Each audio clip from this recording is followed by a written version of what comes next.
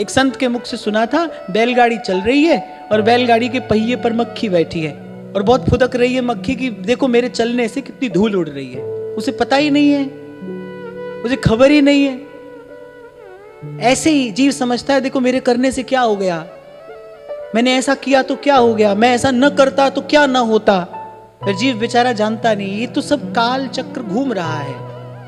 मैं कई बार आपसे कहता हूं ना, संसार कितनी बार बना कितनी बार बिगड़ा, बनेगा बिगड़ेगा, अपन को क्या लेना है इससे, हमको क्या करना है। संसार तो आकर भगवान बना देगा, आपको बन जाओगे। एक बात बताओ, दोनों कान पकड़ के मैं आपसे कह रहा हूं, 1 लाख भिखारी मिलकर किसी को राजा बना सकते हैं?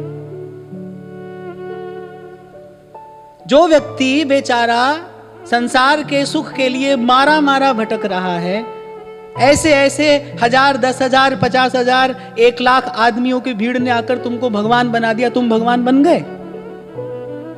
कान खोलकर ध्यान लगाकर सुनना, समझना। 1000 भिखारी मिलकर गए, राजा हो गया, राजा हो जाएगा? ऐसे कोई बनता हो तो बने, कुछ नहीं होता है भाई। और जैसे ये बात समझ में आती है, ऐसे ही चाह गई, चिंता मिटी और मनवा बेपरवाह। मन मस्त मगन, मन मस्त मगन, मन मस्त मगन, अब क्या बोले। मुझे तो कभी कोई लिख दे ना, क्योंकि मेरे तक सब बात अपनी लिख कर ही पहुंचाते हैं कि हमको तो आप में ही श्री कृष्ण का दर्शन होता है, आप में ही ठाकुर जी नजर आते हैं। तो कह रहे भाई इस व्यक्ति को पास नहीं आने देना, ये मूर्ख तुम्हारी लुटिया भी डुबोएगा। मैं तो अपने आप से कहता हूं ये मूर्ख है, आप तो डूबेगा ही और तुम्हारी लुटिया भी डुबोएगा। अरे काची काया और मन अथिर। मैं आज आपको यहां पर बैठा उपदेश दे रहा हूं, यहां से नीचे उतरने के बाद मेरे मन में क्या संकल्प आएगा मुझे खबर नहीं है इसकी, क्या पता। ना जानो छिन अंत कवन बुद्धि घटई प्रकाशित। काची काया मन अथिर और थिर थिर काम करंत। संत चोट तो मारते हैं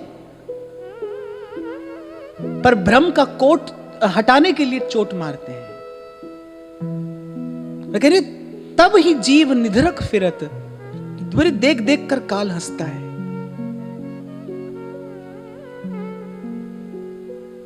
और भाई ये तो बाजार है, बाजार में नई चीज आती रहती है और एक दिन नई पुरानी हो जाती है।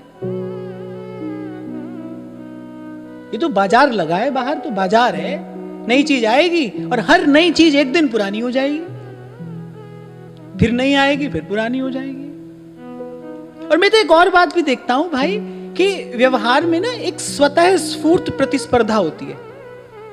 आपको उसका हिस्सा बनना ही पड़ता है। और कम से कम ऐसे वातावरण में मन शांत नहीं हो सकता। बिना शांत मन के सद्विचार नहीं किया जा सकता, चिंतन नहीं किया जा सकता। और बिना चिंतन के अपनी प्रज्ञा को शुद्ध रखा नहीं जा सकता।